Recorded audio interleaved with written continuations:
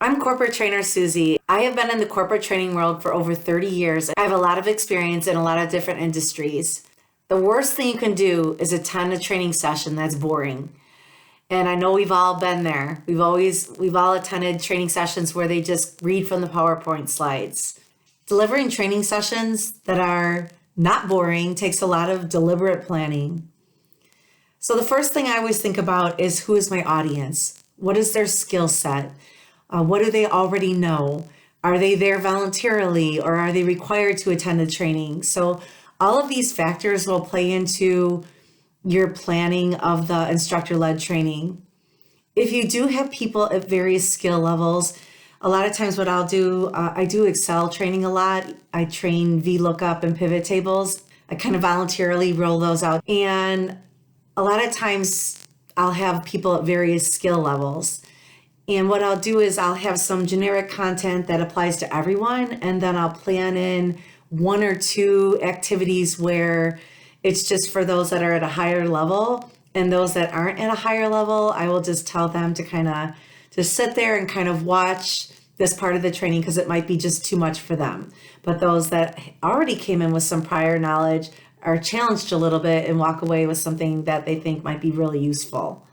Another thing you want to do is, at the beginning of any training session, of course, you're going to take time to introduce yourself, and you're going to give participants an opportunity to introduce themselves. And, maybe you're going to ask them their favorite thing to do in the summer, or they're going to, one time I was giving change management training and I asked for a change that was going on within their department. And so what you can do is you can take that information throughout the training, refer back to it. Also, as far as getting to know people, I'm really, really, really bad with names. And so I always make myself a seating chart. Either make myself a seating chart, or I will make some cheap name tents. I'll just take some copy paper, cut it in half, fold those in half, and have their names on there. A lot of times when I do my training, I put them in groups of 2 or 4, and I actually write their name, their first name on the name tent, and I will put those name tents out for them just randomly. And so they walk in and they're like, oh, I can't sit wherever I want. And because they're used to sitting by people they know, they're going to gravitate to their friends and things like that. So if you do that, this gives them an opportunity to kind of mix in with other people that they don't normally work with. Most of the time, I don't even know the people, so I'm just randomly putting them out. It's not even intentional. And it's just a good way to kind of mix people up. Make sure at the beginning, you either give yourself a seating chart, you have them introduce themselves, give them one thing about them or one thing about what you're training on. Like for Train the Trainer, I had them share one characteristic of a good trainer. And so then I referred back to that throughout the training. So those are all good things to do at the beginning of your training session to get them involved. Additionally, if you get them talking at the beginning of the session, I find that it really helps throughout the rest of the instructor-led training. They're more apt to participate and things like that. Another thing you want to do when you're planning your instructor-led training is make sure you incorporate engaging exercises. Like I said, most of the time my training session, I put them in groups. They're usually in groups of 4. And I will have scenarios within the training that they have to brainstorm. I'll give them, depending on the scenario, anywhere from 3 to 5, 6 minutes to brainstorm a solution to a scenario, or whatever it happens to be, and then we'll debrief as a group. And a lot of times when you put them in the groups and you give them the scenario, you want them to choose a reporter, someone to take notes, and a reporter.